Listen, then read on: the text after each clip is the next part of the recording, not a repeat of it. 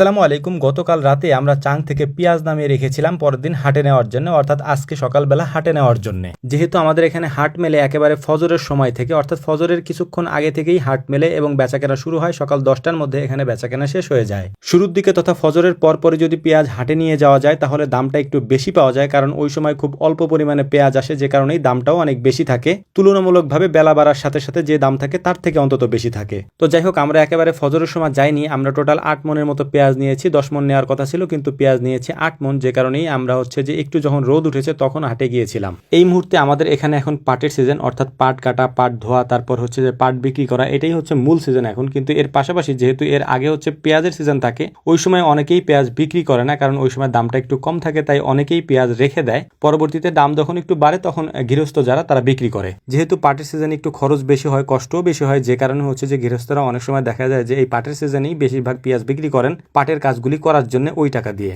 তো যাই হোক, আলহামদুলিল্লাহ মোটামুটি আমরা হাটে চলে এসেছি। হাটে আসার পর আমাদের পেঁয়াজগুলি বিক্রিও করে দিয়েছি। এখন এই পেঁয়াজগুলিকে ওনারা নামিয়ে নিচ্ছিলেন, অর্থাৎ ওনাদের যে পেঁয়াজের স্তূপটা আছে দেখতেই পাচ্ছেন যে একেবারে ফজরের সময় থেকে ওনারা পেঁয়াজ কেনা শুরু করে এবং পেঁয়াজ কিনতে কিনতে একেবারে স্তূপ বানিয়ে ফেলে এবং 10টা থেকে 11টার মধ্যে ওনাদের ট্রাক আসে এবং এই ট্রাকে করে দেশের বিভিন্ন স্থানে বা বিভিন্ন আড়তে এই পেঁয়াজগুলি চলে যায়। একে একে বস্তাগুলিকে খুলে ওনারা পেঁয়াজগুলিকে নামিয়ে রাখছিলেন আর আমরা বস্তাগুলিকে গুনে গুনে গুছিয়ে রাখছিলাম। সকাল সকাল আমাদের আশেপাশে যাদেরকে দেখতে পাচ্ছেন এরা সবাই আসলে আমাদের গ্রামেরই বা আশেপাশের গ্রামের, কারণ সকালবেলা পেঁয়াজের হাট যেহেতু হয় এই জন্য সবাই সকালবেলাই আসে হাটে। তো যাই হোক, আলহামদুলিল্লাহ মোটামুটি আমাদের পেঁয়াজ বিক্রি করার কাজ শেষ। এখন আমরা আমাদের টাকাটা বুঝে নিচ্ছিলাম, অর্থাৎ যে কয় টাকা পেঁয়াজ বিক্রি করেছি সেটা আমরা বুঝে নিচ্ছিলাম আড়তদারের কাছ থেকে, এবং আমরা এটা নিয়ে এখন চলে যাব আমাদের বাকি কাজগুলি করার জন্য। আমাদের কিছু ধানের চারা দেখতে হবে, যেহেতু আমাদের ধানের জমিগুলি আমরা তৈরি করতেছি এবং এখানে ধান চাষ করতে হবে। আমরা যে চারা দিয়েছি এই চারাতে আমাদের হবে না, যে কারণে বাড়তি চারা আমাদেরকে কিনতে হবে, তাই ওইটাও আমরা দেখে নিচ্ছিলাম এখান থেকে সুন্দর করে। তো যাই হোক, আলহামদুলিল্লাহ চারাগুলি দেখলাম, আমাদের পছন্দ হয়েছে, তবে আমাদের আজকে লাগবে না, তাই ওনাদেরকে বলে গেলাম যে পরবর্তীতে যখন আমাদের লাগবে তখন আমরা আপনাদের সাথে যোগাযোগ করে চারাগুলি নিয়ে যাবো ইনশাআল্লাহ। তো এখন আমাদেরকে গুরুত্বপূর্ণ একটা কাজ করতে হবে, এইটা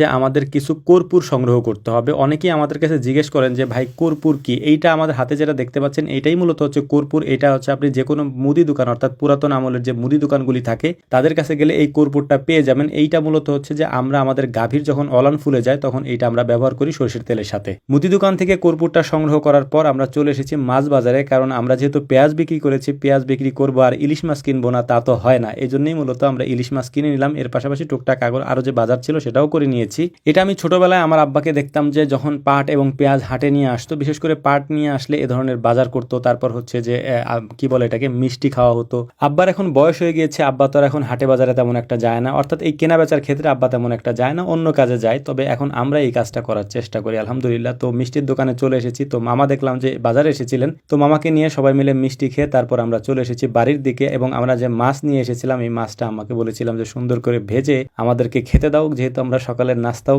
করি নাই, বাজার থেকে শুধু মিষ্টি খেয়ে এসেছি। তো বাড়ি আসার পরে ইলিশ মাছ এবং সরিষার তেল দিয়ে ভাজা বেগুন দিয়ে আমরা সকালের নাস্তাটা সেরে ফেললাম। তো আমাদের জন্য দোয়া করবেন। আসসালামু আলাইকুম ওয়া রাহমাতুল্লাহ।